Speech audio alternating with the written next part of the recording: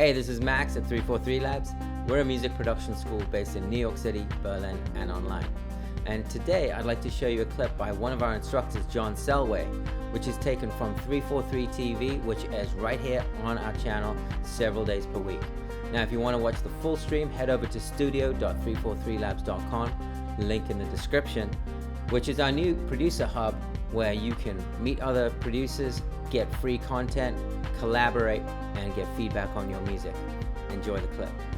Okay, this is another thing I was thinking about is not as I add these ideas to kind of try to go with the first thing that comes up. So like as soon as I play a note or hear something that happens, as soon as it happens, just throw it in there and see what, just try not to get in my own way. In a way, this is kind of like a game you could play with yourself sometime, especially if you're kind of still figuring out how to do this, right? Is just go with your gut.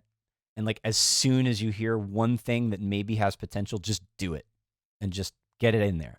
All right. So this may or may not work, this approach, but I just played a D. Now it's a bit high maybe for a bass line. So let's bring that down an octave.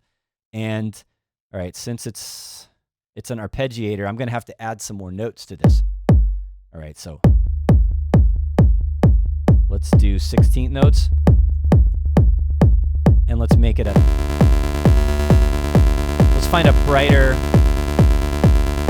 waveform.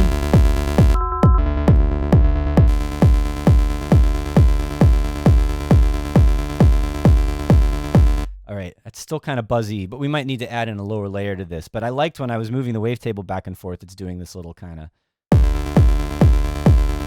phasey thing. So let's go with that. Let's throw an LFO on the sawtooth, on the wavetable position.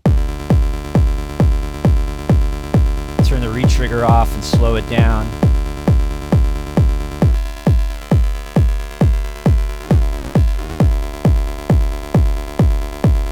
Oh, that's the warp. I'm sorry. I want the position. See, I'm already going cross-eyed.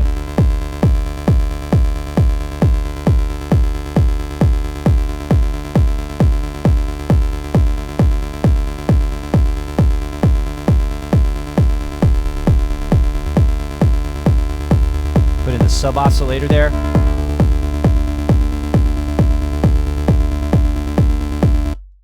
Let's bring that an octave down. Well, that's really low. All right, I'm trying to get the sound and the groove and the shape of it right first, and then we'll do some melodic variation to create a bass line that's moving forward. All right, we want to play around with the, I think I want a shorter note length here. And let's play around with the envelope.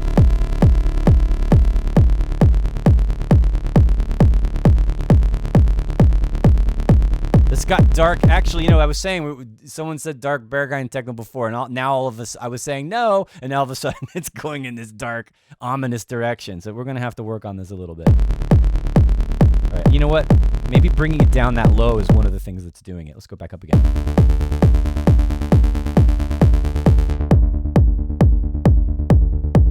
All right, so making it darker. Put some envelope modulation on it. I want it to be thicker. Let's put in some notes.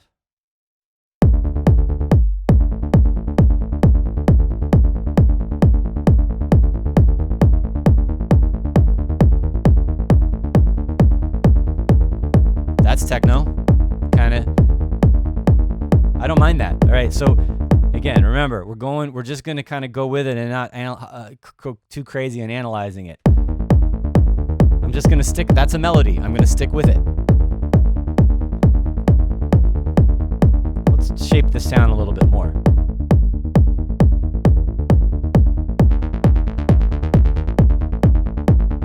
Let's pump it up a little bit.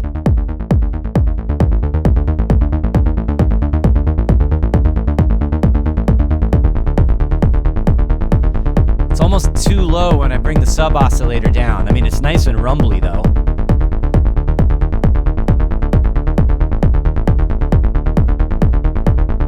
Let's see what happens if I change the waveform.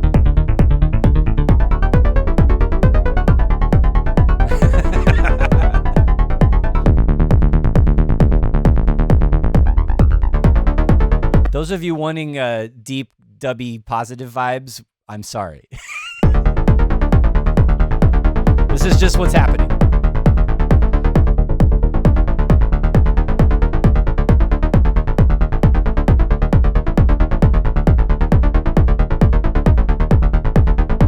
Yeah, I'm still not sure about that sub.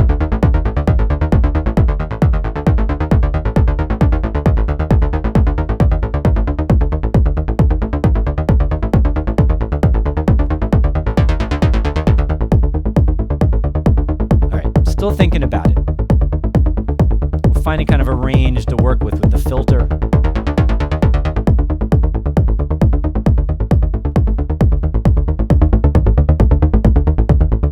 All right, that's an element. I think that's an element, for better or for worse. Okay, we've got to start. Now I'm going to come back and check into the chat a little bit again here.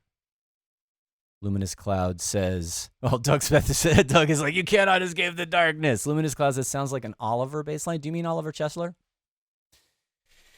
Toby Whelan says, filter drive and detune. Yeah, I was starting to think of that. I got the filter drive in there. The detuning, yeah, we could get the unison going on, or I could have another oscillator in there, but keeping it simple. There's your...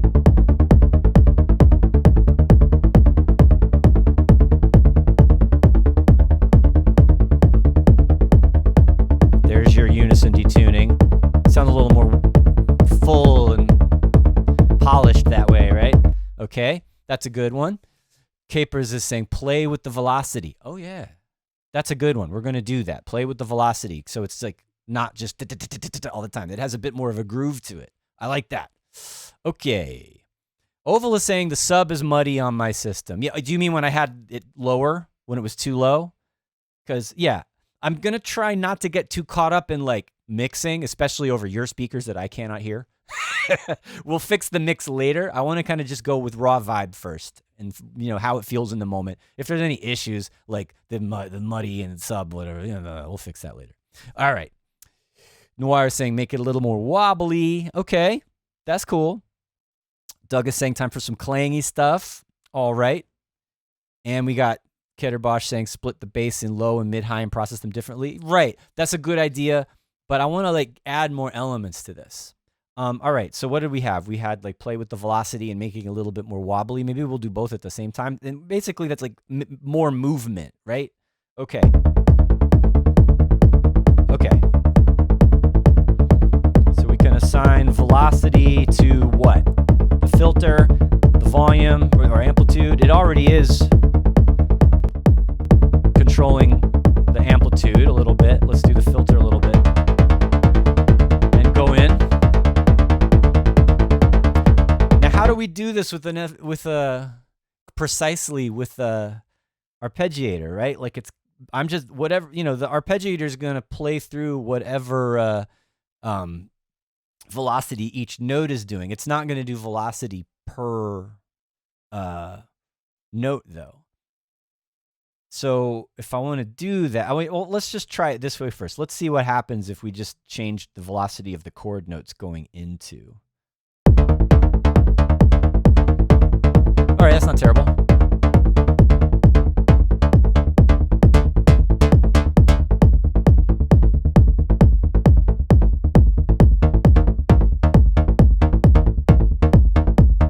But you see what I mean? It's limited to like, it only sets the velocity once and then it stays that way throughout the pattern.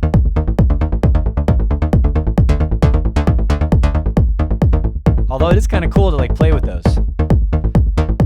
If you wanted to kind of radically change the groove suddenly, that would be a way to do it. All right, so that's one way to handle it.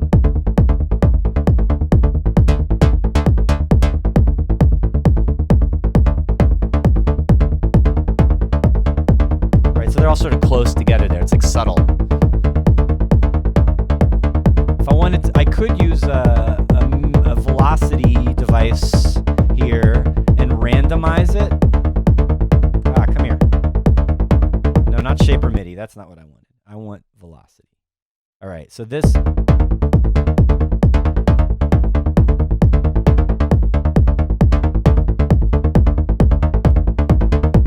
So that's giving it that evolving, like rolling kind of thing, right? It's definitely a little. It's not wobbly as in terms of LFO, but it's changing its groove shape randomly, which could be cool. Another thing we can play with is the note lengths.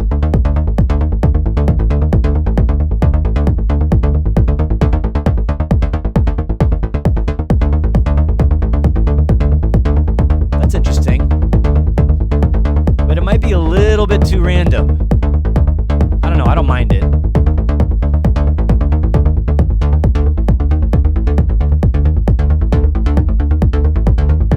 Actually, you know what? I like it.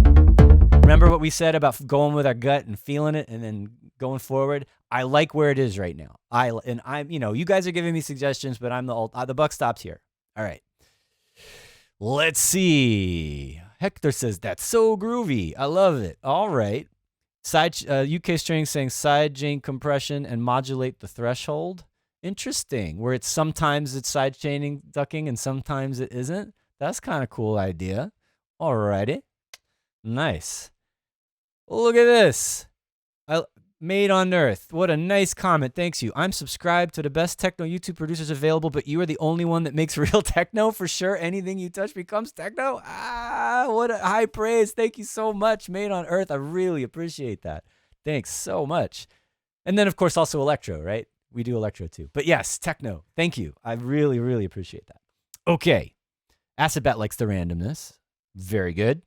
And then this was the other thing I wanted to get at is the other thing we could do to control the velocity is I could just capture that MIDI out of the arpeggiator into a MIDI clip and then control it precisely. But good suggestion. That is definitely a way to handle that. And then I could, make the groove exactly how I want. But I like this sort of random variation with the velocity device here after the arpeggiator. So I'm going to go with that and then move forward. I think we should start moving forward. And Doug is suggesting a 303. That's great. Keter Bosch has another great suggestion here. Bounce the MIDI and use on percussion. Really? All right. Okay. All right. That's crazy. Let's try it. We're going to try that. And Doug, maybe a 303. Maybe we'll go in the acidy direction. Okay. But I like this idea of taking, and this is almost generative, right? I played a couple notes going through the arpeggiator and then the velocities are being randomized and that's creating kind of a groove, right? We could take that same MIDI and have it play another sound and they can kind of go together and I could bounce it or I could do it in real time even. So, all right, that's a good suggestion. And might go horribly wrong. Yeah, you're right. It depends on the sound. Like it might not just be drum sounds. What if it's like just some kind of noise coming out of a synth or something? All right. You know what? Let's switch. All right, now we can see better. Sorry. You know what? I'm just for fun, this drum loop that I threw in there totally randomly before the stream. Let's see what that sounds like. No, wrong vibe. Yeah, I'm not going to go with that. Goodbye. All right, we're going to keep this clean. We don't need loops. We don't need samples. Maybe we need samples. We'll see. All right, so what you mean, I think, is take that MIDI and play percussion with it. I'm going to say MIDI from wavetable track, right? Now I got that MIDI coming in.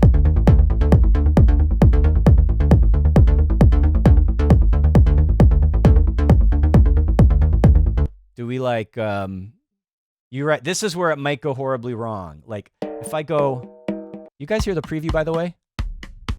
If I just pick some random drum kit.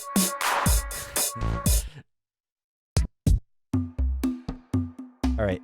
Probably that kind of acoustic percussion is not going to be quite right. And then you got some hip hop kit there. All right. I'm just going to throw that one in there and cross your fingers.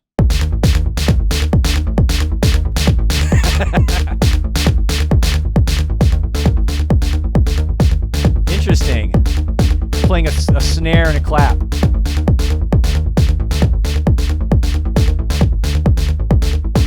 I didn't intend for this to turn into like a live MIDI device in tutorial, but that's kind of what's happening here.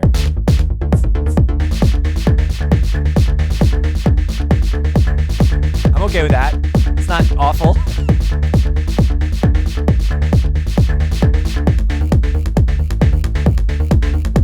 That's good.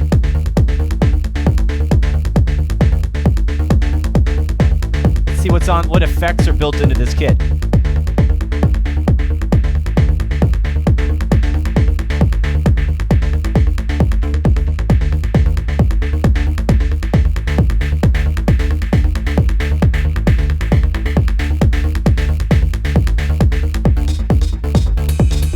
Obviously, it's playing syncopation, it's playing the rhythm from the bass, right? And so it fits, like the rhythm fits. I like this one.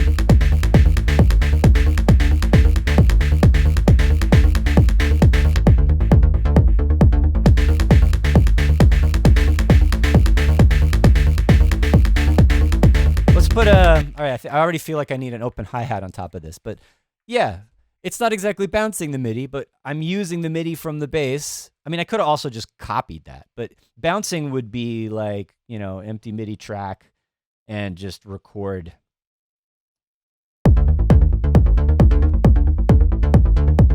Right, and then if I take that and put it on here, and I don't bring the MIDI in from external, right?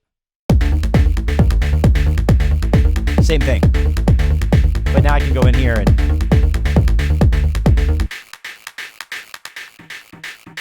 go in and see what I'm doing.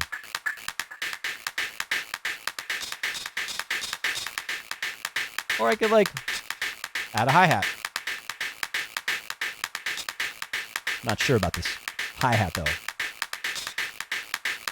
Just for sake of argument. Nope. Spaz fingers.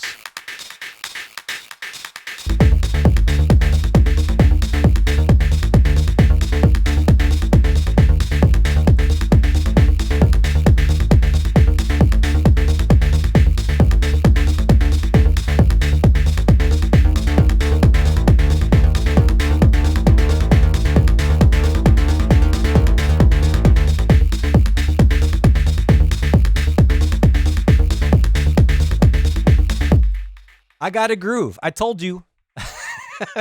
I told you it was just going to happen. We were just going to take a couple of ideas and run with it. You guys should, think about what else we could do with this. Now, I'm starting to get my own ideas now that I've got a solid foundation here.